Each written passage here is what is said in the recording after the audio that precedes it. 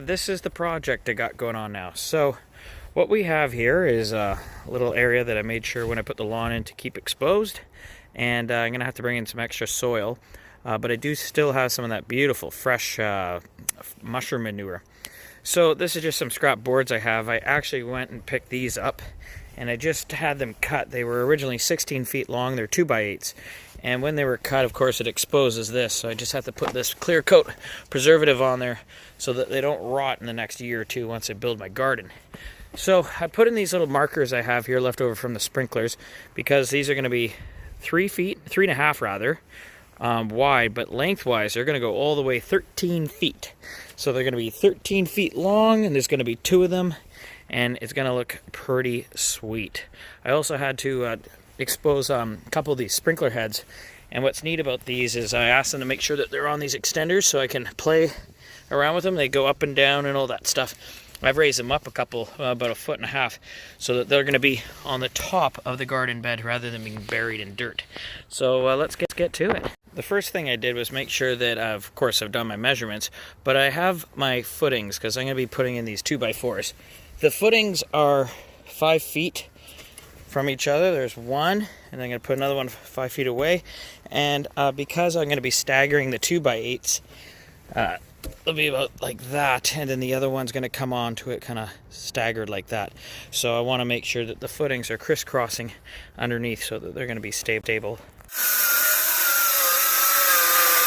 So I've put my footings in. The walls are not nailed in or anything at all. I just put them to set them up to see if we're getting this guy level, which we pretty much have. These guys right in here are about 21 inches actually, and then of course that's the footings that I dug down there. So we got a little bit of depth here, another inch, so that I can potentially bury it with dirt if I want. Of course I've treated all the ends, so that's looking pretty good. And of course with the footings we want to add our gravel. I'm going to probably put a little cement mix in there too, just to stabilize those guys, and then I'll put in temporary nails, and then we will bolt these guys together. That I have my 2 boxes really anchored in with these bolts. They look fantastic. And now I'm putting up the trellis. I got one right here. So what I did was I got 4x8, put one in there, then I got a couple smaller pieces, and I'm actually not going to fully anchor them in. I'm going to have them so I can take them down every season and clean them up a bit. But that's starting to come together. Also, one thing to note is while you're putting one of these in, you want to make sure that you have enough space back here so that the vines and everything can grow through. So I'm going to put a little piece of this extra 2x4. I'm going to have it rigged up so it sits in there like that. That way I get enough space over the summer months so they can grow nicely. So lucky for me, in the back of this yard you have all this kind of gravel, if you will, this beautiful rock, and what I'm doing is dumping it in here, and then I'm going to level this whole thing out because I'm going to need about 1 foot at least of drainage rock.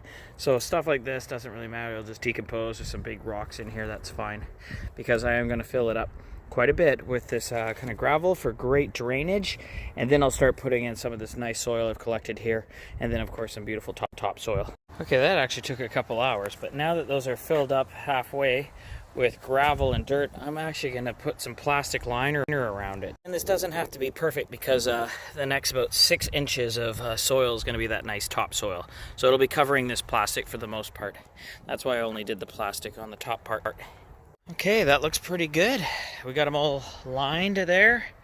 And the next thing will be to put in the good soil and, of course, plant. And I thought while I was making those 2 large gardens, I would work on this at the same time.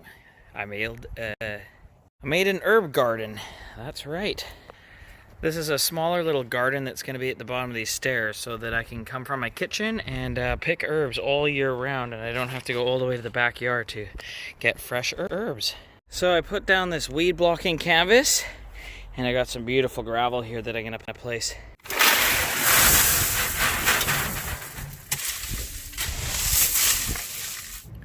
So look at that, we've got our seeds. This is actually spinach. They need to be about 1 inch apart, each seed. It's easy to get carried away with these. I've also got romaine and iceberg and all that stuff going in there. There's already carrots in here. And what I've quickly learned is that I could use 3 times more garden space. We're going to do green beans and peas along there now that we got the trellis in. I actually created this extension the other day, and I put in raspberry plants. So I'm also going to do an extension on that side. That's probably where we're going to end up putting peppers and tomatoes. But it does look fantastic, and the sprinkler system works beautifully as well. So a quick 6 weeks later, look at our raspberry plants, much larger. Okay, we already have our cauliflower. Look at the size of the broccoli. Next time I plant these, I'll give them a little bit more space. But if you take a close look, you can see it's already starting to come in a bit there. I know it's not the best camera on this thing. Green beans, they're going to use that trellis nicely. We got our peas back there. Strawberries are already producing. Peppers are not the happiest here because it's so mild here in Vancouver. Tomatoes, beautiful. And then look at this. The carrots are happy. And I have tons of different types of lettuce, which grows really well here. Our fruit trees are already producing. Look at the cherry on here. And of course, I got my apple, my pear, and my plum back there. So the garden is quite happy. If you're wondering what these orange things are on these 2 trees, well, those are tree protection barriers. I have to put those in because I'm excavating here, and the city makes me do that. With this process, it's going to look beautiful once I get that double garage in. The last thing I wanted to show was right here, and this is the herb garden. We see a huge amount of cilantro coming in. I even have some rhubarb there. But my thyme and my oregano and chives and all that, even some dill.